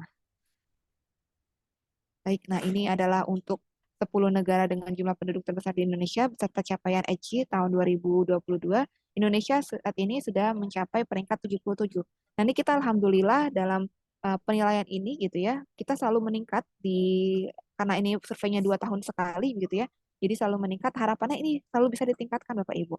Walaupun saat ini kita masih di peringkat yang cukup jauh ya, 77, mungkin agak jauh dengan negara-negara maju lainnya, tapi kita harapannya bisa selalu berproses meningkatkan peringkat kita yang mungkin dulunya peringkat ratusan gitu ya, akhir-akhir ini udah masuk ke 100 besar seperti itu adalah suatu pencapaian yang baik begitu Bapak Ibu. Itu saja, jadi diharapkan kita memiliki potensi yang besar dalam penerapan pemerintah digital di dunia ini untuk menjadi bagian dari UN Regional Big Data Hub dan Epicentrum ekosistem digital di kawasan Asia Pasifik Bapak Ibu. Itu saja mungkin. Jadi masa depan pemerintahan digital ini diharapkan dapat diwujudkan dengan penerapan seluruh unsur-unsur SBE secara terpadu yang dilakukan oleh seluruh instansi pemerintah dan secara kolaboratif ya seperti itu Pak Ibu. Baik, sekian dari saya gitu ya menyampaikan paparan dari Pak Asdep. Terima kasih, kami kembalikan kepada moderator. Ya, berikan aplaus Bapak Ibu untuk narasumber ketiga dari Bu Mugi. Terima kasih Bu Mugi atas materinya terkait bagaimana kebijakan dalam transformasi digital, pelayanan publik, kemudian tata kelola arsitektur SPBE, dan hal-hal yang berkaitan dengan sistem pemerintahan berbasis elektronik. Baik Bapak Ibu, mohon maaf selanjutnya Pak Azharuddin agak lama nunggunya. Selanjutnya kita dengarkan narasumber terakhir dari Bapak Azharuddin Priyotomo yang mewakili Kepala Pusat Sistem Informasi dan Teknologi Keuangan, Kementerian Keuangan. Kepada Bapak Azhar, waktu dan tempat kami persilakan.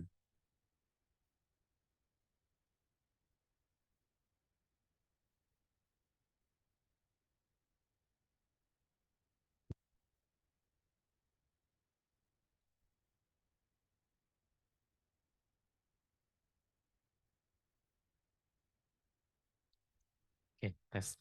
Baik, terima kasih. Assalamualaikum warahmatullahi wabarakatuh. Selamat pagi, salam sejahtera bagi kita semua. Pertama-tama terima kasih atas undangan dari rekan-rekan Kominfo ya, pada Kementerian Keuangan untuk sharing mengenai tata kelola big data dan use case-nya di Kementerian Keuangan seperti apa. Ini presentasi yang keempat ya Mas, semoga nggak burnout ya. Oke. Mungkin ada 7 materi yang akan saya sampaikan secara garis besar latar belakang, terus kemudian overview struktur tim data di Pusintek. Jadi Pusintek ini adalah unit TIK pusat di Kementerian Keuangan. Terus kemudian timeline big data di Kementerian Keuangan seperti apa gitu ya perjalanannya. Kemudian ekosistemnya bagaimana, customer journey map, kemudian sampel project data analytics di Kementerian Keuangan, kemudian juga contoh deployment use case big data di Kementerian Keuangan seperti apa. Mungkin next. Ya, jadi mungkin latar belakangnya dulu ya. Biasanya di pemerintahan itu kan suka ikut-ikutan ya kalau ada teknologi baru kita pengen langsung apa namanya mengadopsi gitu, padahal belum tentu kita butuh gitu kan. Gitu. Jadi pertama kita perlu memahami dulu nih kenapa kita butuh mengimplementasikan big data gitu. Jangan sampai kita sekedar ikut-ikutan aja gitu ya, tapi kita sebenarnya tidak butuh juga gitu. Contoh misalkan metaverse gitu ya, lagi booming-boomingnya gitu, pada pengen ikut-ikutan metaverse ternyata nggak ada gunanya juga gitu. Nah, uh, kita harus memahami dulu gitu big data ini kenapa penting seperti itu ya. Nah, kenapa kita harus mengimplementasikan big data gitu? Karena data never sleeps gitu ya.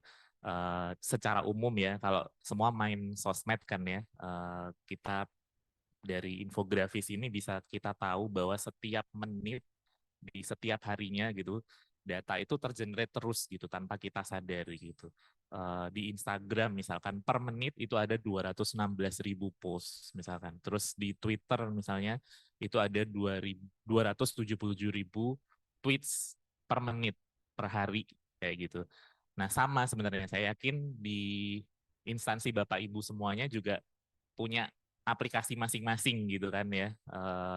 Bahkan Bu Menteri pernah menyampaikan kalau di Kementerian Keuangan banyak sekali aplikasinya sampai 24.000. Ini sudah kami streamline-kan ya sesuai arahan amanah SPBE seperti itu.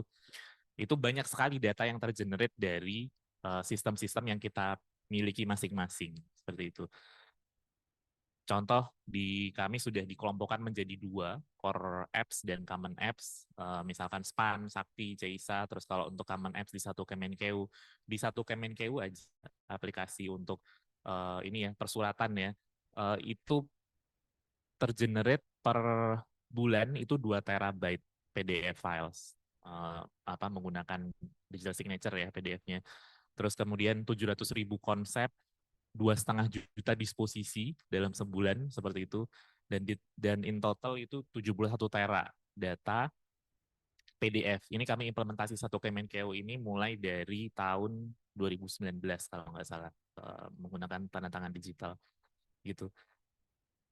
Nah itu ya latar belakangnya kenapa kita butuh big data gitu, karena memang ini udah nggak terelakkan lagi gitu, kita memang butuh karena data itu selalu tergenerate mau nggak mau tanpa kita sadari seperti itu. Terus kemudian kita juga sering mendengar ungkapan data is the new oil gitu. Maksudnya apa gitu? sama seperti oil ya, minyak bumi ya, perlu ditemukan, perlu diekstraksi, perlu di refinery gitu ya. Jadi kalau data sendiri tanpa kita bersihkan dulu, cleansing dulu, value-nya nggak akan terasa gitu. Sama kayak minyak bumi pertama kali hitam gitu kan, nggak bisa kita manfaatkan untuk bensin, untuk masak misalkan, untuk gas ya gitu. Nah, sama data itu juga perlu diolah gitu ya, dikumpulkan dari berbagai macam sumber, kemudian kita refine, distribute, baru kita bisa memanfaatkan data tadi yang sudah kita ekstraksi, sudah kita refinery tadi. Nah, ini salah satu quotes karena banyaknya data yang tergenerate. Jadi humans can in no way, shape or form expect to analyze even a tiny fraction of this data without automation. Jadi memang kita sangat perlu sekali untuk melakukan otomasi pengelolaan big data tersebut gitu. Ini sekedar latar belakang ya supaya Bapak Ibu lebih semangat lagi nanti kenapa kita butuh mengimplementasikan big data yang nantinya akan sediakan oleh rekan-rekan Kominfo. Next, oke Mas. Nah, goals-nya apa gitu kalau melihat dari piramida data ya. Jadi paling bawah itu adalah data, kemudian kalau diberikan konteks dia menjadi informasi, ketika ditambahkan meaning menjadi knowledge, dan yang paling pucuk gitu ya, itu menjadi wisdom gitu. Jadi kalau data informasi masih menjawab who, what, where, when gitu ya. Terus kalau knowledge how, kalau wisdom itu kita udah tahu why-nya kenapa gitu. Contoh sederhana misalkan dari data absensi pegawai aja gitu ya. Jadi saya yakin nanti Bapak Ibu pasti punya sistem presensi kan ya, clock in, clock out gitu tiap harinya gitu. Nah, dari data absensi itu nanti bisa diolah menjadi informasi dalam bentuk rekap absen, misalkan kayak gitu ya. Rekap kehadiran pegawai. Nah, dari situ itu masih berupa informasi. Nah, nanti bisa diolah lagi menjadi pola nih. Jadi ada patternnya masing-masing pegawai ini. Ternyata kalau yang rumahnya Depok absennya jam berapa, misalkan kayak gitu. Kalau rumahnya Cibubur, rumah absennya jam berapa gitu. Jadi kelihatan nanti patternnya seperti apa gitu dari knowledge yang bisa kita ekstraksi dari informasi atau data absen tadi. Nah, dari pola kebiasaan ini bisa melahirkan kebijakan gitu. Jadi kebijakan penataan jam kerja pegawai ini true story ya di Kementerian Keuangan. Kebijakan jam penataannya itu berdasarkan data presensi pegawai seperti itu, sehingga ada jam fleksi, terus kemudian kebijakan WFH, WFO-nya itu seperti apa, itu berdasarkan rekap kehadiran pegawai. Next, Mas.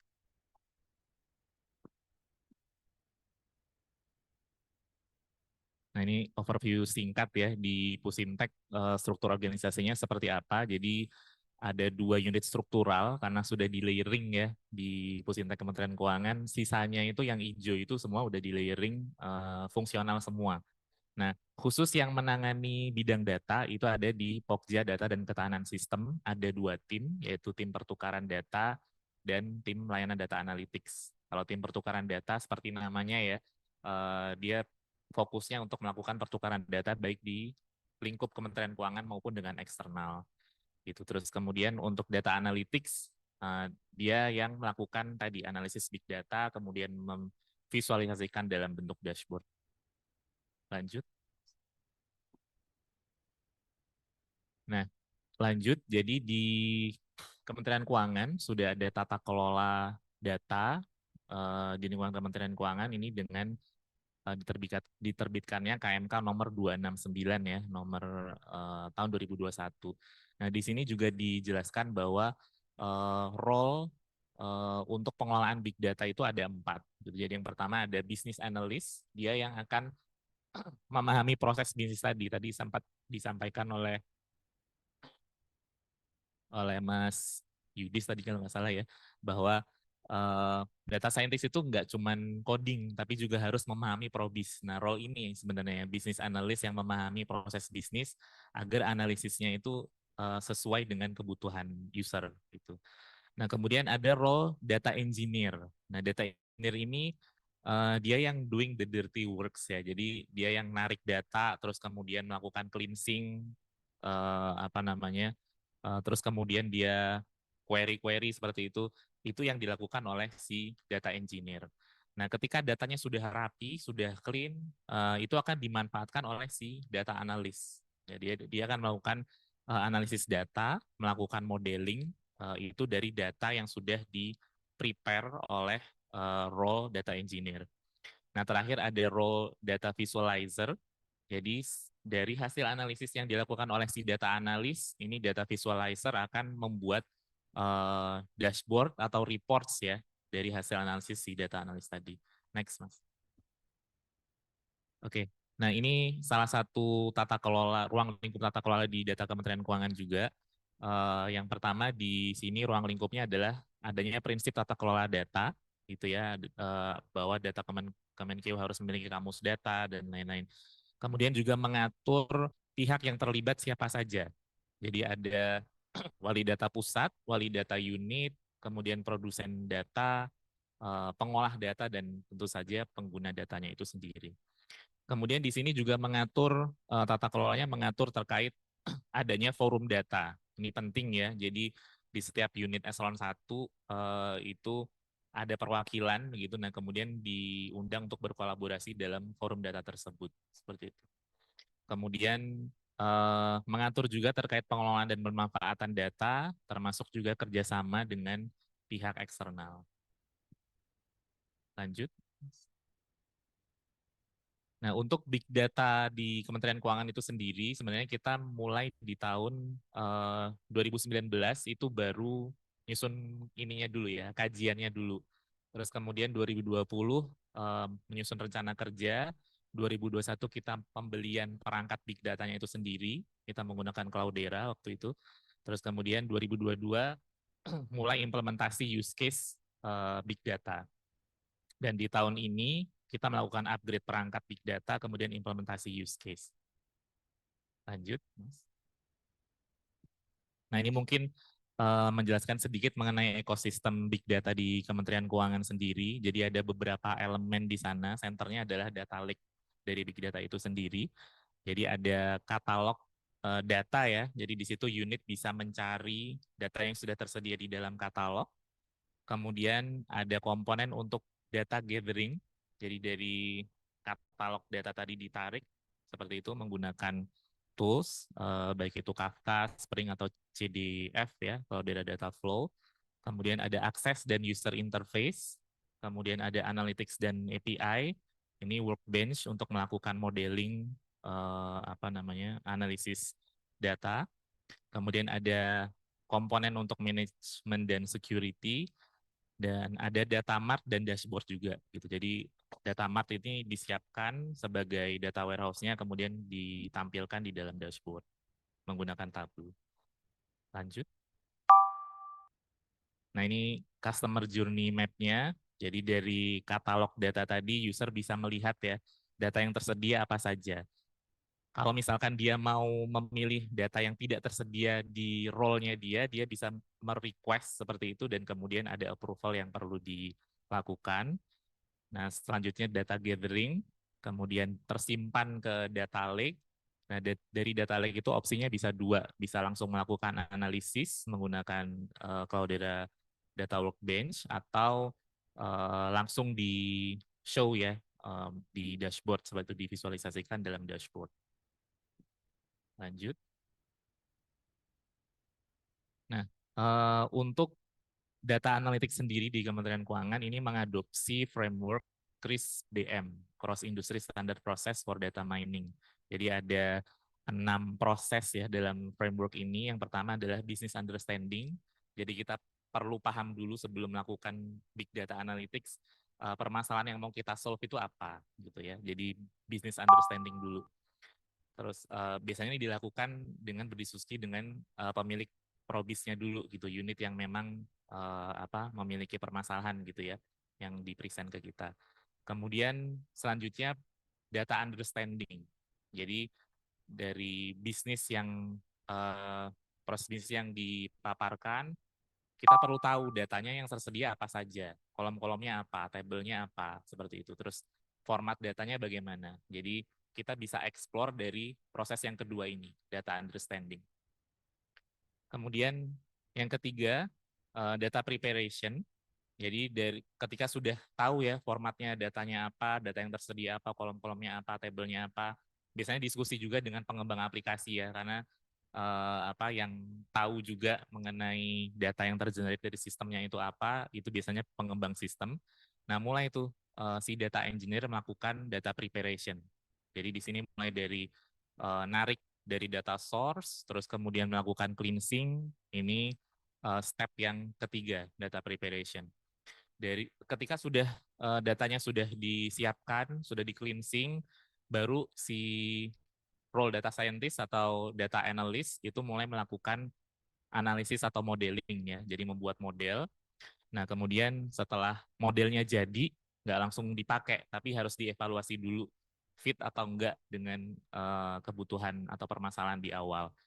Nah, setelah melakukan evaluasi, misalkan confidence levelnya udah tinggi gitu ya, nah itu baru kita pakai modelnya dan bisa di-present datanya, divisualisasikan dalam dashboard.